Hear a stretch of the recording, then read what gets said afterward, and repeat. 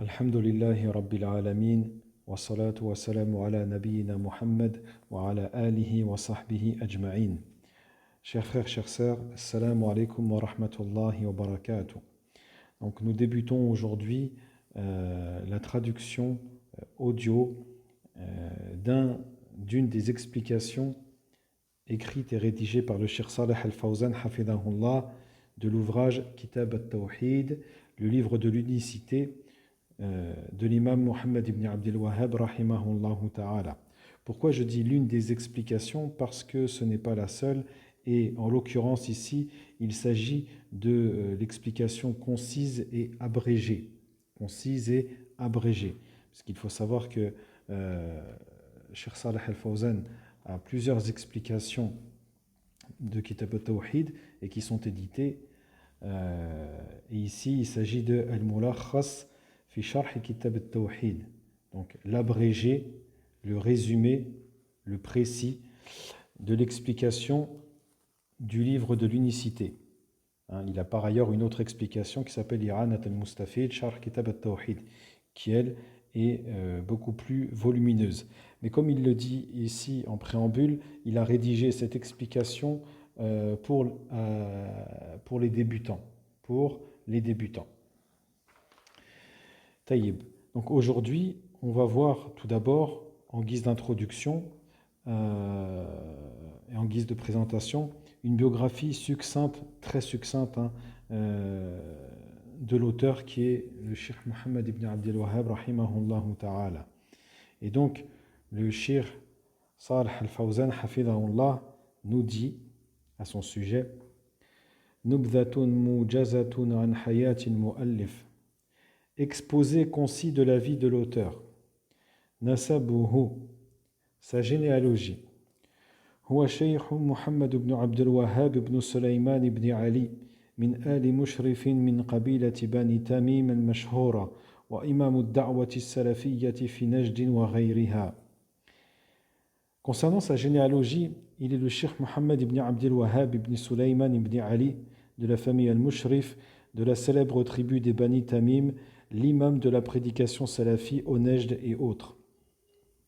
Nash'atuhu wa ilmuhu wulida fi baldati al-Uyayna qurba madinati al-Riyad. D'accord? Donc il est né dans la municipalité de Uyayna, proche de la ville de Riyad, en l'an 1115. En l'an 1115.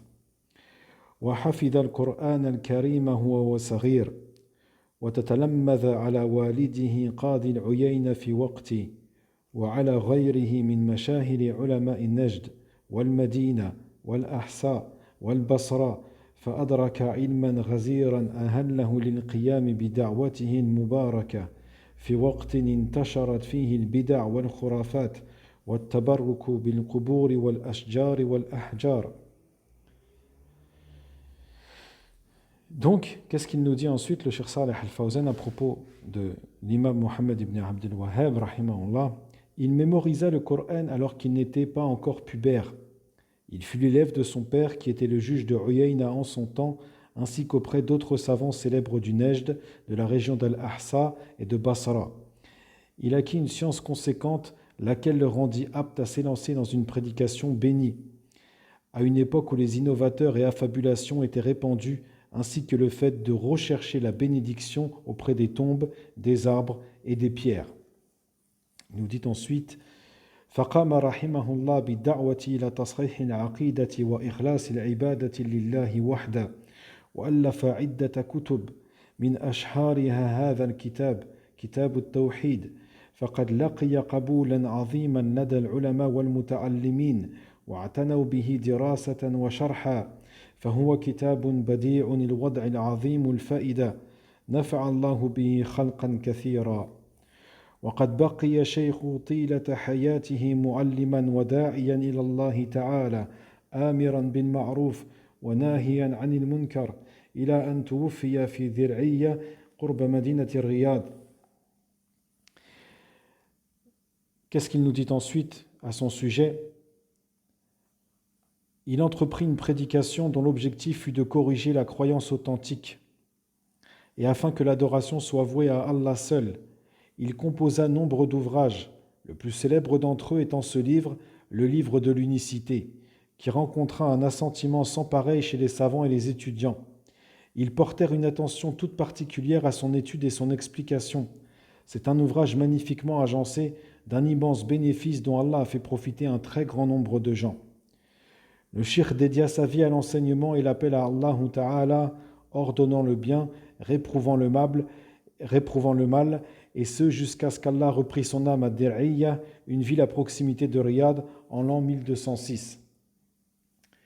وقد تخرج على يده عدد كبير من العلماء وأئمة الدعوة أجزل الله له الأجر والثواب وجعل الجنة مثواه وصلى الله وسلم على نبينا محمد وعلى آله وصحبه. Qu'est-ce qu'il nous dit enfin? Sortir de son giron nombre de grands savants et d'imams de la da'wa. Qu'Allah lui fasse parvenir sa pleine rétribution et récompense et fasse du paradis son lieu de refuge. Que les éloges et les bénédictions soient sur notre prophète Mohammed sallallahu alayhi wa sallam, ainsi que sur sa famille et ses compagnons.